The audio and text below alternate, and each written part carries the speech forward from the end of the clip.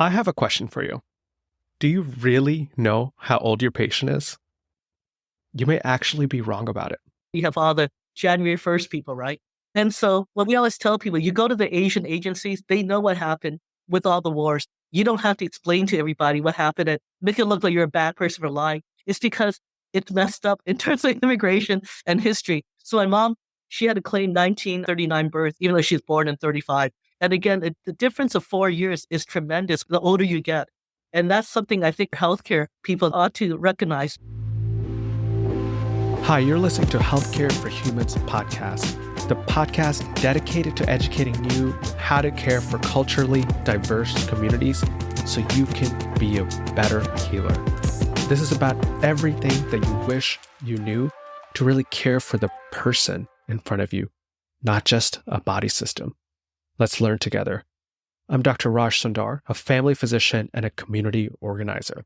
Welcome to Season 1, where we talk about the history and culture of immigrant communities. We're going to start off this 3-part series on the Chinese American community by talking about history. You may start listening to this episode and ask yourself, is this the right podcast?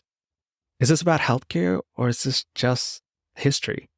The thing is, I'm not a big fan of history because all I remember about history is my AP history class where I had to memorize all these dates of events of a lot of white men doing things.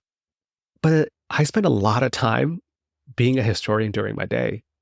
When patients show up in my clinic, the first thing that I talk about is the history of present illness. And if you're a clinician, that's probably the first thing you learned when you got into medical school. But for others listening, the idea is to understand what happened that led to the illness or the pain that you're experiencing. Tell me about your ankle pain. How did it happen? What did you try? What has worked? But the other important part to know is we really, really just want to know the history of the present illness, the ankle pain.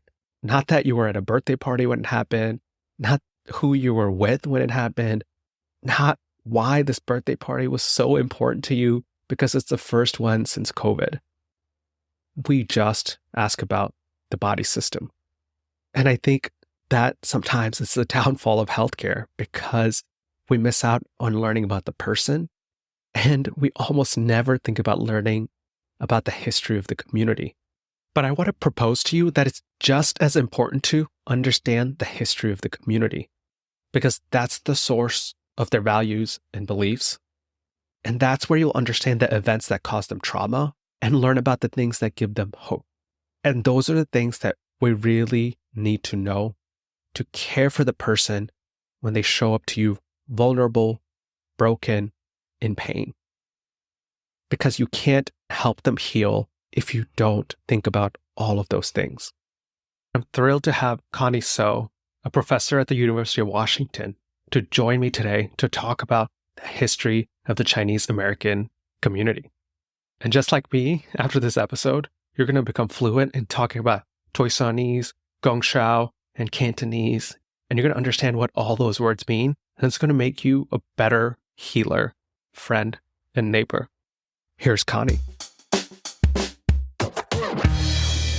Hi, Connie. Welcome to the show. Tell us about yourself. How did you end up in Washington State, and what are you up to these days? I'm Connie So, and I'm actually an immigrant from Hong Kong. My family has been in America since the 1850s, if not 1849. And it was a stowaway from southern China, Toisan, toward Hong Kong, into the United States. And we actually ended up finding some gold. So we've been here for a very long time, but we've always been separated because of immigration laws in the United States. So we all came over as immigrants. And so I think our story is very typical in many ways for the Southern Chinese diaspora, which is the big diaspora out of China. So I was only able to come to America and start having a second generation because of the 1965 Immigration Act. But my mom's side of the family from Toisan has been in America, as I said, back to 1849. In fact, my great-great-grandfather was one of the first men hired at Angel Island Detention Center for Asian people over in California. My grandfather was one of the first men hired for the United States Military Police when it was just formed. And then what do you do now? Oh, I'm a teaching professor at the University of Washington. And I'm actually at my alma mater. So I went to the University of Washington undergrad, and I went to Princeton for my master's in public affairs, and then my PhD at UC Berkeley. And my goal was always to come back to Seattle to teach, and I've been here for 34 years. So I love people who are living their dreams. So let's start with, I know this is going to be kind of a big topic, but we'll try to break it down in a way that people can digest it. And one way or another, we can talk about it intelligibly. So in China, I think we should talk about just the diversity of what it means to be Chinese. And I have some statistics here. So I'm just going to say some facts and you can expound on it. Is that in China, Han Chinese constitutes for 95% of the nation's population, and the remaining 5% are made up of 55 other ethnic groups. Here's the thing. There is no such thing really as a Han Chinese and a Yud Chinese and all these, because it's a conglomeration of a lot of people who intermarried together. So as a Cantonese person, we don't actually call ourselves Han Chinese, although in China itself, we are considered to be Han Chinese. The people we are closer to is actually the Yud, as you say in Cantonese. We actually see ourselves as part of the Yud people, but the Yud people intermarry with some of the Han people. And so again, in China, it's a conglomeration of a lot of different tribes. I would say that in terms of a lot of the other groups, there are more than 55, but there are 55 who are recognized by China. So some of the groups like the Hmong and the Mian, who we see as Lao group, the Hmong are actually older group than the Han Chinese are. And the Mian are a pretty old group too, but they've all been put together in America as well as China as part of the Yao people. So what I would say is, this is the thing about ethnicity. If we talk about the cultural group you belong to, it could be very narrow, it could be very broad. We can even call it a larger national group like Chinese. But yeah, Han Chinese are largest. But again, Han Chinese is just the people who accepted a certain language and went along with certain philosophies. And that includes a lot of different people. Okay. That's helpful. That's why I'm talking to you, not just reading about it. Okay. There are 7 major groups of Chinese dialects. So there's Mandarin, Cantonese, but also Hakka and a few other languages. And Mandarin is the largest dialect group that many Chinese speak. So it's an interesting thing. And the tones are really different. We sometimes say that Cantonese and Mandarin are more different than Italian and Spanish. But people just don't know that. When I was young, I could understand Hakka. Now that I'm older, because I don't talk to as many Hakka people as I used to, I don't understand it quite as well. Because of all the different ethnic groups of China, there's a lot of regional differences, even the language differences. Yeah. And do you feel like one group has immigrated to Washington State or the U.S. more than other? Oh, absolutely. No, absolutely. There's no doubt about it. Even to now, majority of Chinese in America are the people from southern China. So most of the people, if you came between 1849 down to about 1970, you're usually Toisanese or Taishan, as it's called now. And that's a kind of rural area of Guangdong province, pretty close to Canton. So a lot of times we don't say Toisanese, we just say Cantonese. The British used to call it, and Americans call it Canton, but it's always been, whether in Cantonese or in Mandarin, it's Gongzhou. So Gongzhou and Canton are the same place. So almost everybody, all the way up to 1970, 75% at least of the people who went to America are from the Guangdong region or Cantonese. But of the Cantonese who came, majority are Toisanese, particularly those who went to the West Coast. And there are 3 major cities in California that people went to. We call Daifao, Yifao, Sanfao, meaning the big 3. San Francisco being the biggest one. And also, I think it's Stockton and Sacramento, Oakland. Those are the other big ones. But many people, including my family, we started off in the Bay Area. And then we ended up going up to Washington because of the railroad. And then it was the canneries. There are a lot more Mandarins now, but not compared to Cantonese. Cantonese still outnumber Mandarins in the United States. So mostly people coming from Hong Kong, coming from Chinese from Vietnam, Chinese from Cambodia, they're almost all Cantonese. They could be Hakka, they could be Chiujiao, but all of these are people of the Guangdong province. And Canton itself is known as the city of merchants. Shanghai in China is known as the city of corporations. As different Han emperors came, southern China wasn't really part of China. Southern China is always intermarried with lots of folks. There's a lot more mixture because I know in my family, we also have Samoan and Tongan ancestry because of the diaspora and how people follow trade. So the land route, the Maritime Sea Silk Route, they both went through Guangzhou after a while. So this is why when you go to many stores around China, Singapore, all these other places, it's the Cantonese. They're almost all Cantonese speakers. I go to Cambodian restaurants and Vietnamese restaurants in Seattle. A lot of it is still Cantonese speakers. I go to Cambodian restaurants and Vietnamese restaurants in Seattle. A lot of it is still Cantonese. I think a lot of people probably know that if you're part of the Chinese community. I think the reason why is because a lot of the new Chinese from mainland China, they tend to talk to a lot more white people because they live in these white areas because of research institutions and so forth. So I think it's well known among the people of the Asian ethnic enclaves. I don't think it's well known among white people. But I don't think white people really know a lot about us in general anyways.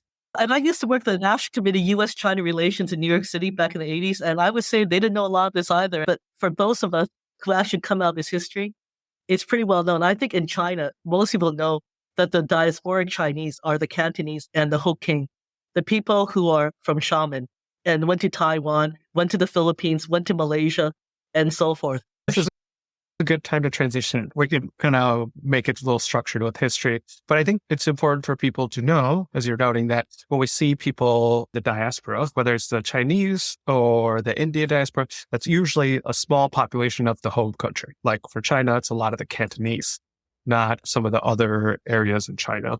Let's start with history. In that, a lot of immigrants, Chinese immigrants, came to Washington State around 1850s or so. Would you say that? So people go to San Francisco, like we all know, 1848, the gold was discovered Sutter's Mill, and then it sets off the gold rush and the whole Treaty of Guadalupe Hidalgo, taking away Mexican land. By 1849, you have the major gold rush. And a lot of Chinese went there as well. But partly it's also because of the Opium War. The real reason why people had to leave China, the Opium War was really fought in southern China. And actually, Guangdong province is the most populous place on earth. It's actually the 9 cities of Canton, which include Hong Kong, Macau, Canton or Guangzhou, Punyi and Toisan and Zhongshan. Anyway, the 9 cities there are the most populous place. So even though Guangdong is a small province, it is actually a lot of people in China as well, because like very densely populated. And in terms of the diaspora, like, it really is Guangdong province. And the GNP of China is concentrated as well in Guangdong province. But with that said, the reason why people from Guangzhou fighting the Opium War against the British mostly and other people, Britain gets Hong Kong, takes Hong Kong, and they also attack the Chinese, 21 million silver dollars to push opium. And so no one can really pay that. And the other thing they also did, they passed this whole rule about how people in Britain and their allies, which include the United States, they didn't have to pay taxes. The only way the Chinese can pay back that 21 million silver dollars, which is mostly for the opium, was by taxing their own people. So the only people who can pay this are the Chinese merchants. And if you can't afford it, you're going to go to nearby places. This is why so many Cantonese went to Vietnam. They went to Cambodia. They went to Taiwan, Indonesia, Malaysia, Singapore, and all these places. It's the poorer Cantonese who are also suffering because the British and all their allies, the biggest presence is still in Guangdong province. So the Toisanese happen to have a drought. And part of the reason why you had famine and drought is because all the fighting took place, always in most countries, in the farmland. So that was destroyed. So the Toisanese then went to Guangzhou to look for jobs. But a lot of Cantonese said, the way to look for jobs is really go to Hong Kong because the British took that already. And then you can go to all these other territories of the British because they're looking for laborers.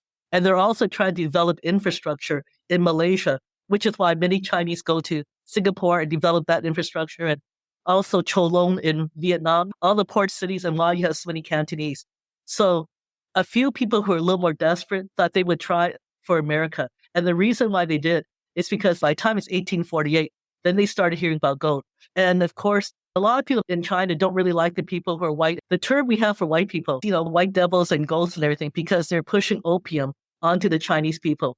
The key thing is they keep coming over because we have the port of Hong Kong. So that's why everybody, whatever part of China you might have gone to, we think of everyone as a Hong Konger. So less so people from northern China, mostly southern China. Northern China, aside from Beijing, people were really poor. That's the main thing is when people say, oh, they're the poor peasants. Here's the thing I want to correct. Again, the Cantonese, we have a saying that the emperor is far and the country is wide, meaning you could do whatever you want where we're at because we're in the southern part of China. The reason why the Cantonese were seen as really poor is because northern China is much more Confucianist. Southern China is more Taoist. Although overall, everybody in China knows Confucianism, Buddhism, and Taoism is blended together. But merchants in China at this time were lower class than peasants were. And the reason why is the highest was, of course, the scholars who worked for the emperor. And then it was the farmers. And then the artisans and the merchants were lowest. because the feeling was merchants work for themselves and they don't work for the emperor. They don't work for anyone else. They're greedy and selfish. Whereas the people who are the scholars and the peasants, farmers who work for the scholars, they still follow the Confucianist order. So in southern China, we never really got into that. And this is why we always say, you don't run for office. You don't run for those things. If someone says they're better than you, we always say, of course, you are. You know what I mean? Because most people in Guangzhou, you don't want to catch the attention of the emperor. That's always been taught to me. And I didn't realize how Taoist that is. But you should always, mediocrity, simplicity is should play. And so there's even a saying in China that if you're a Cantonese person with $100, you act like you only have one. If you're a Shanghainese person with $1, act like you have 100. So we always say that's a northern and southern Chinese split. And that's a really well-known saying in China itself. So I think that when it comes to the people coming over, this is why you have the access over in Guangzhou. The other thing is Cantonese were the business people. And we've always had a silk trade route, maritime one. And a lot of people who study China said China has a distinction of being the only country that does not support their merchants. And this is what actually helps beget all the diaspora and why you have so many Chinese all around the world, because Chinese has sailed at many places. South Africa has a Chinatown from the 15th century, and Philippines has the oldest one at the Parian. So again, a lot of this happened because China was very anti-merchants and being poor. It's not poor economically. In fact, we're the wealthiest still are. It's because you're poor in terms of social status. And that does affect the psyche of a lot of Southern Chinese who end up purchasing titles and all that kind of stuff. Okay. So interesting. So the Northern China people were poor in resources and didn't have access to travel out as much. It's not as much. And they also didn't have as much interaction with white people because the Opium War was pretty much in Southern China.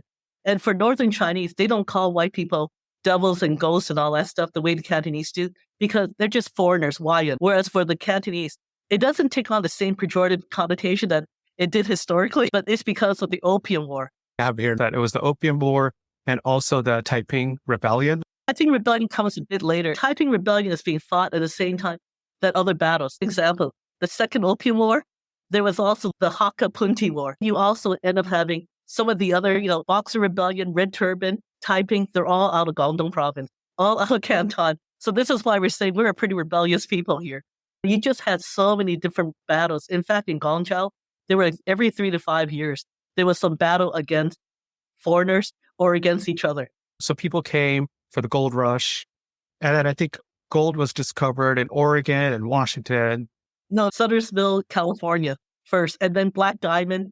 And to go to Alaska, they had a lot of gold. So Seattle became the last of the frontier, the place you go to, the gateway to Alaska. So a lot of people went to the gold rush for Alaska. They went to Seattle. Seattle then became a big city. Tacoma was supposed to be the big city for Washington, but Seattle ended up overtaking. Tacoma was a city of destiny. Seattle was not supposed to be as important, but we ended up making all these inventions supposedly to help people find gold. I love it. Well, I teach history. Yeah. Another point to be made is that the first wave of Chinese migrants were almost exclusively men. So what happened is a lot of women were told that there were jobs and they meet people at the port of Canton or the port of Shanghai. But instead of actually having a job, they were kidnapped. So preceding the laborers to America was the kidnapping, the Shanghaiing of a lot of Chinese women to all these different areas where the British had colonies. And so they actually preceded it. So that's why a lot of people also thought it was dangerous, but it's not uniquely Chinese. A lot of women in America at this time also were not supposed to travel around.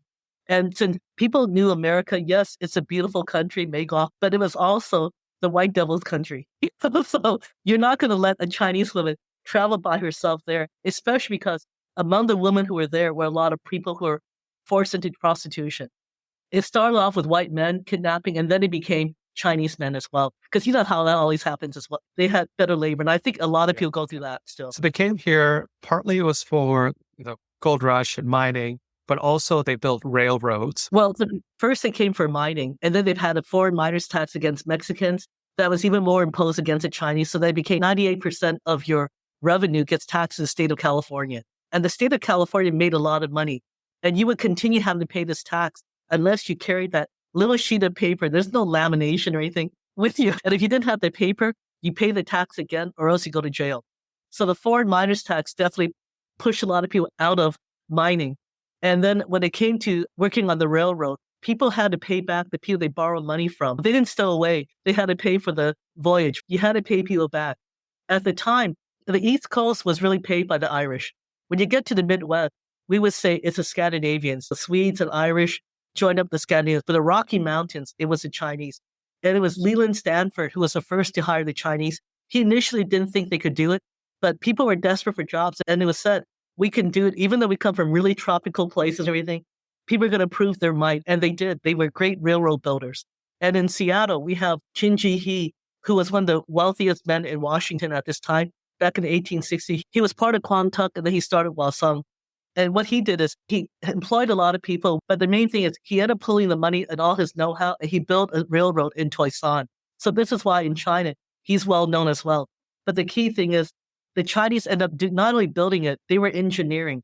They were doing a lot of things. And in the annals of California, they talked about all these contributions that these guys coming from such a tropical area were able to succeed in. So again, Leland Stanford didn't really think people would be very strong, but they were willing to work for a little less money because they're desperate to pay off their debt. They end up becoming great workers. And this is why the Burlington Railroad ended up being dominated. They all became dominated by the Chinese. Such an interesting backstory. So the people came, things were tough in China, though it was an understatement, came for mining, then transitioned to helping build railroads. And in the 1870s to 1880s, that's when there was growing resentment toward the Chinese. I think people call it the Yellow Peril, right? There was already Yellow Peril sentiment as early as 1849. Yeah. They will not want. But the difference is the year of Golden Spike is 1869. It's in May 1869. And this is why we have AANHPI Heritage Month in May as part of commemoration of that. Part of the reason why California and these other places had the Chinese, and there are a lot of books about this, it's because the West Coast states didn't have slavery. And so the Chinese were actually, even in the places they went to, like Cuba and Barbados and Tobago, which have a lot of Chinese people, Fiji and such, these are actually, since England and France outlawed slavery for the U.S. did, Chinese were actually what we call coolie slave laborers. And so it was a substitution for African Americans who are no longer enslaved officially. So the kind of jobs the early Chinese did, migrant work, sticks, and so forth, are a lot of the jobs that African Americans also have. And this is why we always say it's hard to tell the Chinese story in America without going through Native American, African Americans, and Latinx people as well. So there was already a lot of dislike. And in fact, they were making up things about the germs, and Chinese were being blamed for the Opium War. And so there's a lot of that sentiment. But because by 1869, you no longer needed the labor of the Chinese. Starting in 1869, when there's a lot of sentiment against the Chinese, especially led by the labor union. So the Seattle City Council, the Tacoma City Council, they were all dominated by unions. And Tacoma had a bigger Chinatown than Seattle initially. But they created what was called the Tacoma Method, where you round up all the Chinese and you kick them out to another city. So this is why Tacoma still doesn't have it. Anacortes, Chinatown disappeared. A lot of Chinatowns throughout the West Coast disappeared. But the Tacoma Method only reflected the sentiment puberty had. And so the people who wanted the Chinese in there were the big corporations. And they started experimenting already in Hawaii with the Japanese. And in America, they found the Japanese are pretty good workers. And so the Japanese end up taking over where the Chinese had left off. And so then with the Japanese there, they can go ahead and allow Chinese Exclusion Act, even though the sentiment to kick out Chinese had been there for a long time. And because we had a mini depression in the West Coast, the only jobs they could take were the jobs that white men did not want, because everyone was more desperate. And this is why a lot of Chinese men, the guys who built the railroad, ended up becoming houseboys, ended up becoming cooks. And many people say this is what led to a feminine stereotype of Asian men in the United States. And again, as we say, how can people think that if you watch Hollywood movies, you rarely have Asian men, Asian American men, in any romantic role? But China has 1 billion people. India has 1 billion people. Okay, how could that possibly be? And about not being romantic, I was telling people, it's a Kama Sutras for India. And Jinping Mei, the whole thing about lotus stems and all that stuff, I said, that's China. I said, how can that be? You know what I mean? It doesn't even make any sense. So that's the reason why in 1882, they finally passed the exclusion law. It was a way to get white people together. So the Irish actually got together with some of the other ethnic Europeans. And this is all part of the labor movement. It's also the time when monopolies were beginning because the East Coast and the West Coast connected together. There's already racism against Chinese. It's just that they became the scapegoat. The Chinese were the people that were thought to be strikebreakers, even though the Chinese really weren't strikebreakers that much. So just to review that, the railroad was completed and then the Depression set in. So then the animosity really picked up, although with the passage of the Chinese Exclusion Act of 1882, which prohibited family members of Chinese workers coming to the U.S. So if you have enough money and you can create a job for 5 American, you can still come over. Back then it was like if you had $10,000 to you, you can come over or you're a student. Otherwise, every regular Chinese were not allowed to come over. But they only experimented this for 4 years. They weren't sure they could do without Chinese labor. But as the Japanese came in and they proved it pretty good, then they extended it. And then finally, by 1892, it became permanent. And already, of course, America, they already had the 1790 Naturalization Act, which prohibited everyone from becoming a naturalized citizen. But by 1882 Chinese Exclusion Act, all Asian people could not become U.S. citizens. So all this animosity builds up. I know you talked about the Tacoma residents being expelled, but I think this is also where Chinese communities built stronger connections to each other, like creation of association, tongues, right? There's always been Chinatowns and Chinese communities throughout the world. And again, we could go back to the 15th century with Chenghao. So there's always been some communities and people followed their relatives. So the reason why you end up having the Chinatowns, I always got to tell students this. People used to ask me, first came back UW, how come Asian people always hang out together?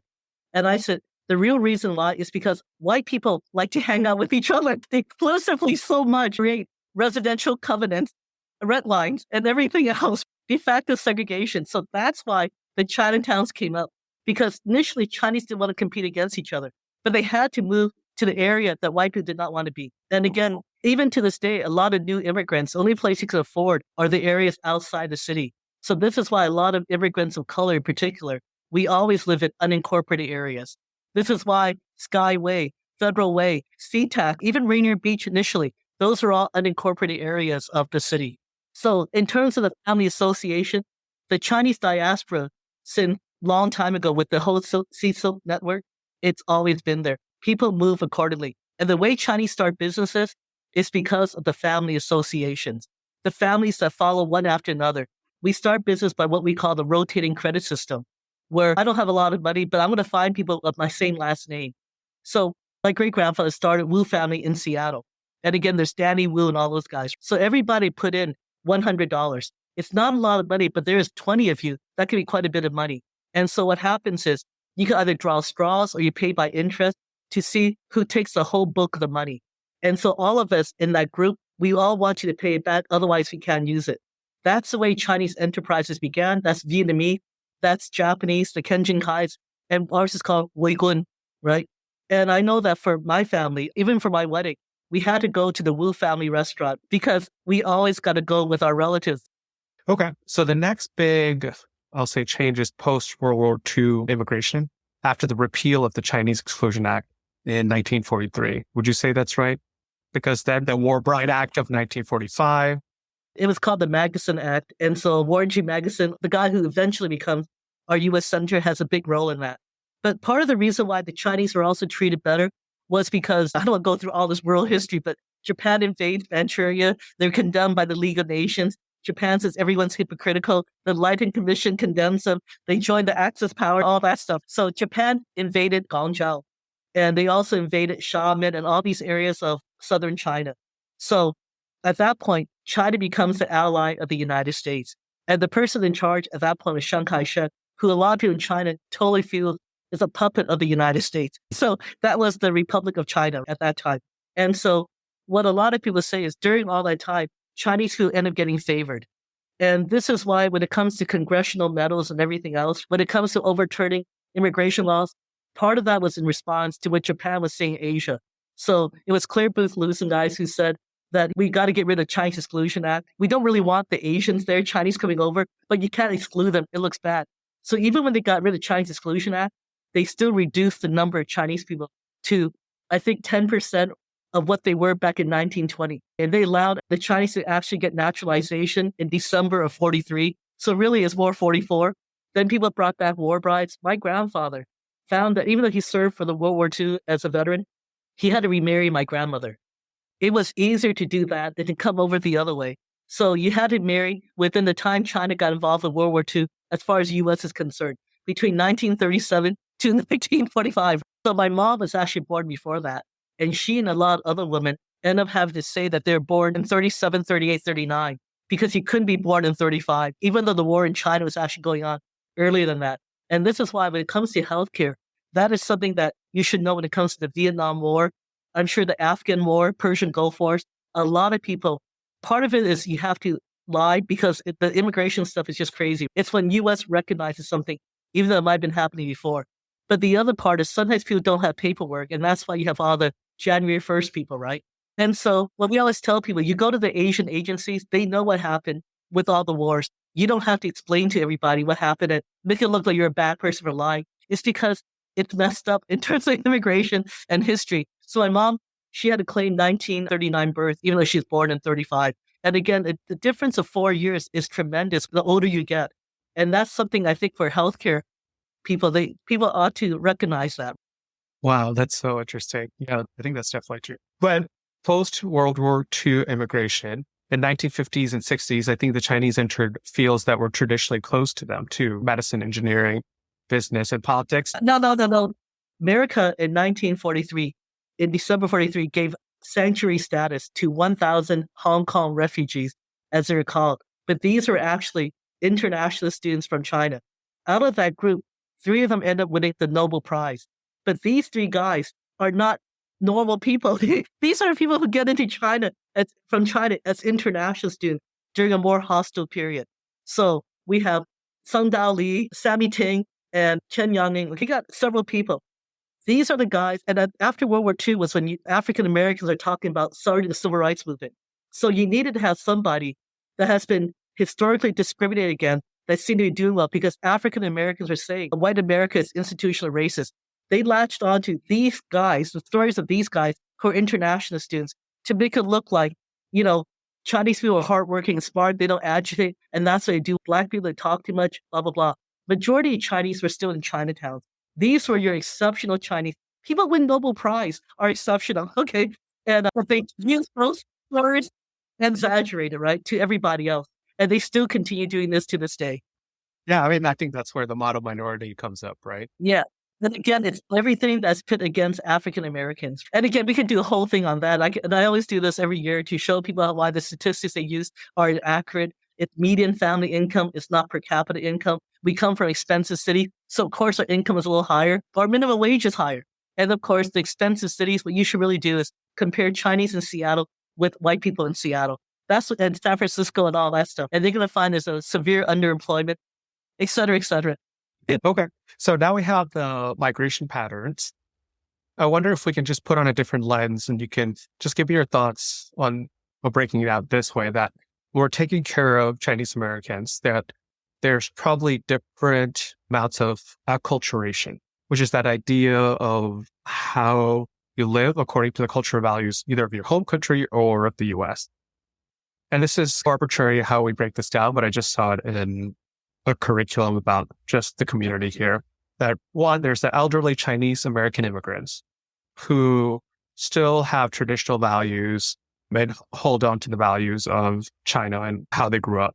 And then there's the immigrants of working class, and then the bi-acculturated professionals, and then the American-born Chinese Americans. What do you think about that breakdown?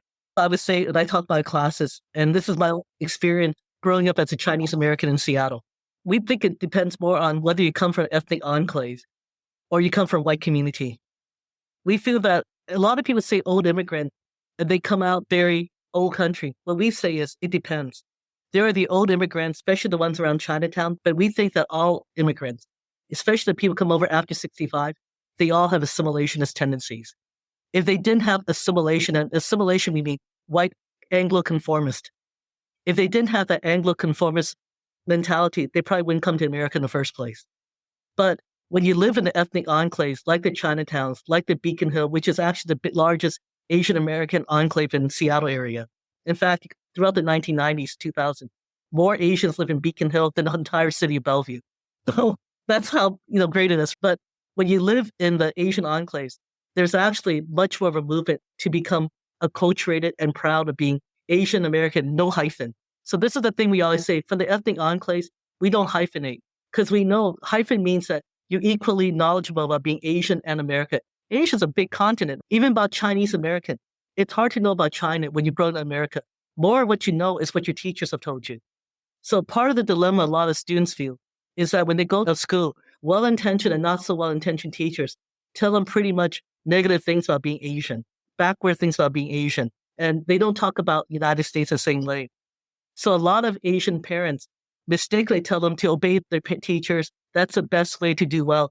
They don't realize a lot of times the stuff that the teachers tell them is totally contrary to what it means to be Asian for a lot of people. So for example, for many Asian and other people of color, we live with our families intergenerationally. However, in America, they call you stunted if you don't move out by the time you're 18. They also tell you that in terms of food, that it's unhealthy to eat rice all the time, white rice. Look, we've been eating white rice for a long time. We live longer. I'm just going to put it right there, right? But there's a lot of little differences about medical treatment and so forth. So what we say is this, that when you come from the ethnic enclave, we may even go through the whole assimilation agenda. But when you come from the enclaves and there's people who have gone through things before you, they help you out with identity issues. And so you end up usually not being as ashamed about being Asian American.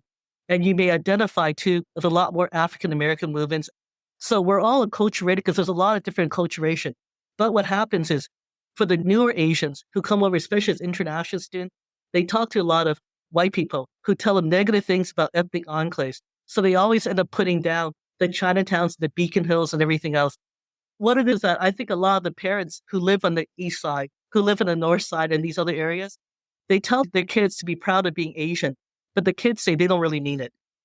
That what they always use as measurement of their success is a lot of white people. And that's because they listen to a lot of white people, because most universities are predominantly white, who tell them to ignore all these places and that they're closer to whiteness than blackness, than brownness and everything else. In fact, they're closer to whiteness than they are to other Asians. I would say that among the kids, I always tell the kids, you're not caught between being Asian and being American. You're really caught between what your teachers tell you and what your parents tell you. And that a lot of people go through that dilemma. But I say, if you're a loud person, what are you, Chinese or are you white? If you listen to them, all of Asia acts exactly the same way, even though we're most of the earth. And I tell them, when you buy that kind of garbage, even though they may not mean it that way, when you buy that kind of garbage, this is why a lot of us may think that you're pretty much a coconut, a banana, a twinkie, you know, whatever pejorative term you want to put about that, about people who are acting too white. So what I see a lot of times in my regular classes is Asian Americans who may even think they're being Asian, but they bought into what has been taught to them about Asia, and they're not encouraged to critically critique what it is their teachers have taught them. Whereas I think that when you're in an ethnic enclave, that may still happen, but you have more venues, more avenue to be able to critique these things. You can talk to other people who encourage you to question this. And I think, again, this is why we say that a lot of the traditional Asian American leaders of Seattle, they end up coming from the Chinatown, the Koreatowns, the Manila towns. That makes sense. So last segment, I think we're going to transition to caring for the Chinese community. We'll go into, there's different beliefs around health and what healthcare providers or clinicians to know caring for this community. I'll give you an anecdotal story first. One of my good friends, she was head of the Women's Healthcare Center at UW. And she's from Hong Kong, and we've been friends since undergrad. But her grandmother from Hong Kong was ill. She had cancer. So she came up to UW to get treated. They told her she has half a year to live, maybe a year at the most. But I told her, why don't you try other people? A lot of people I know have tried Chinese acupuncture and herbalists and everybody else. I said, it can't hurt you. She's going to die. My friend went back to Hong Kong with her grandmother, and that was back in 2006. She went back. Her grandmother's still alive. She's still doing well. But my friend decided to leave UW, go to University of Hong Kong, and to learn East Asian medicine. She's still in Hong Kong a lot of times. She has joint appointment, but she did it because, as she said, a lot of what they tell you in the West doesn't seem to work. Her grandmother is still doing very well, still alive. She's an old lady, but they would have killed her had they done what they wanted to do for her. Whereas she just went herbal, and she did well. And again, you see this in the movie The Farewell. The same thing, true story. They did much better. Okay, I do a lot of study abroad to Hong Kong before the pandemic. My assistant is Filipino with a little bit of Chinese, like a lot of people have that. He hurt his sciatica, and they wanted to operate on him. They gave him morphine. They gave him all this stuff at UW to treat him. and they're about to operate. I told them, no, don't do it. I said, I just have this real aversion to that. I said, why don't you go to an acupuncturist? It can't hurt you. And my mom was an acupuncturist back in Hong Kong too. He went to acupuncturist. She looked at his tongue, because that's the first thing you do about what you ate. And then she clipped his ear and bled it. And then he was using crutches. Now, I always tell people, that to me is the most amazing story. One I can eyewitness. And then after that, he continued to go to acupuncturist. A month later, he went with me to the China study abroad, and he played basketball against the kids at Xiamen University. So I think a lot of people just have a different feeling about it, that Western medicine is far too intrusive, that what is wrong with using herbal? And I'll give you one that I think a lot of professional Asians I know have gone through, including me, my siblings, and a lot of my friends at UW Medical and such. They all have what we're calling type C diabetes. This is when you have type 2 diabetes, but you're skinny, but you don't have the things that usually go with being a type 2 diabetic.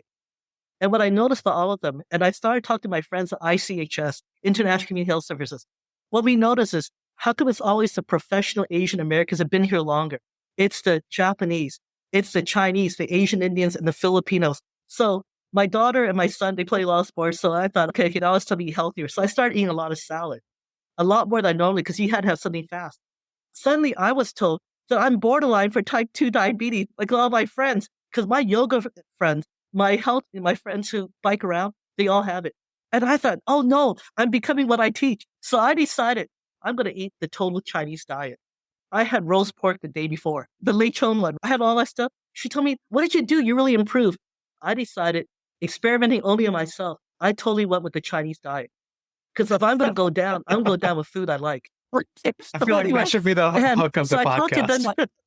I talked to my friends at ICHS, the people who run, and I told them what I did. And they said they're finding in their studies about diabetes among Japanese and Asian Indians and Chinese and Filipinos, the more established Asian groups, is that you don't get the type C diabetes, as we're calling it, if you totally eat Asian food or you totally eat white food. It's something about the combination in between that they don't know what it is that makes people get the diabetes. And we're saying that only the wealthier Asians are the ones who eat both white food and Asian food. And I was told by my friend Ron Chu, that they don't know what the combination is exactly, like 30%, 40%, but they know that the people who are having these type C diabetes, including almost all my siblings now, who are professional Asian Americans. And that's why I'm saying, I think among the Asian American community, we have this feeling about a lot of medicine that other people do not. We also see that diet definitely plays a role. A lot of kids I know, a lot of Asian Americans I know, and kids, college students and younger, they're getting ulcerative colitis and all these gastrointestinal issues that people didn't really have back in China, Hong Kong, India, but they didn't have it 20 years ago. But last 5 years, they're getting a lot more because these countries have become more developed, wealthier, and I think they're eating more of the Western diet.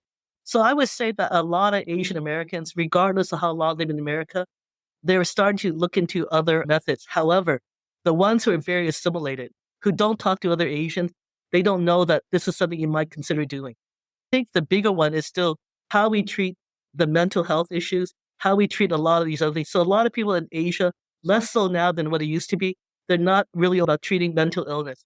So you have to get out of that stigma.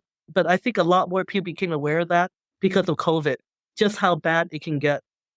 And I think because Asians do live longer in general, overall as a group, back in Asia and also in America, I think that Alzheimer's and how to deal with Alzheimer's, and Asian Americans, a lot of us, we don't believe in nursing homes because we think that's elderly abuse, but there is becoming a generational gap. Going back to what you said about the more acculturated and the immigrant Asians, where a lot of the grandkids seem to be bullying the grandparents. And we really see that a lot, especially in the wider communities, the Asians from white communities, because they're ashamed of any reminders about being Asian. There's some of that in enclaves, but more so the newer ones are emerging, not in the more established ones, because I think, the Asian Counseling Referral Services and International Community Health Service, they're right there. It's taken us like 50, 70 years to figure this out, but we still are servicing a lot of people.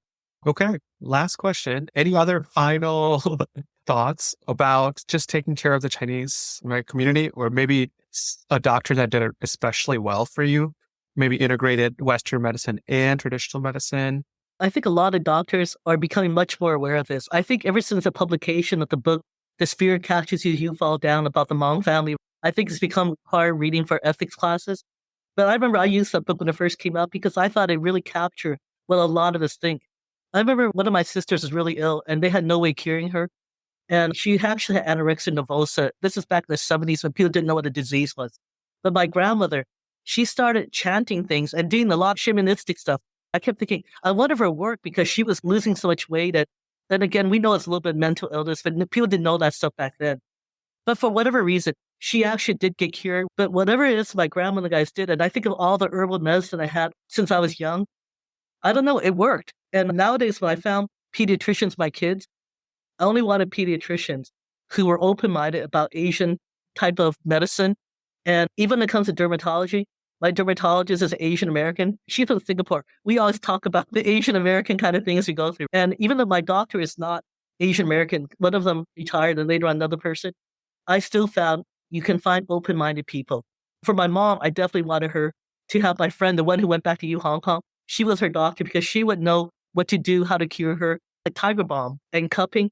And a lot of that stuff we do as Asian Americans anyways. The doctors who we went to don't mind. And this is before Michael Phelps popularized it. We've been doing this for a very long time, the whole acupuncture. And I prefer the people who are from China. My daughter had some knee problems and no one could fix it. They're going to have to surgery. And I said, no, I don't believe in surgery unless you have to. We went to the acupuncturist. A few needles here and there, and it was much, much better. I had an ankle problem for a year and a half. I went to all these UW places because I'm a UW faculty member, right? No one. I decided, okay, I'm going to go to the acupuncturist a month and a half and treatment twice a week. I don't have an ankle problem anymore. Connie, I feel like we should advocate for universal acupuncture coverage. It doesn't work for everybody, but it worked for me. And I don't care. Acupuncture is not expensive. I feel like I have coverage. But the main thing is, it's very relaxing. You have the music, you're lying there, and you feel a lot better afterwards. So I think half of it, working and not working, is your ability to trust as well. And that goes with, I think, even Western doctors. You have to trust your Western doctor. Yeah. Well, thank you, Connie, for spending this time with me. Such a pleasure. Thank you for joining us on another episode of the Healthcare for Humans podcast. And if you like this episode, share it with one other person and go to healthcareforhumans.org and sign up to join our community. See you soon. This podcast is intended for educational and entertainment purposes only. Views and opinions expressed in this podcast do not represent any of the participants' past, current, or future employers unless explicitly expressed as so. Always seek advice of your physician or other qualified healthcare provider with regards to your own personal questions about what medical conditions you may be experiencing. This Healthcare for Humans project is based on Duwamish land and makes a regular commitment to real rent Duwamish.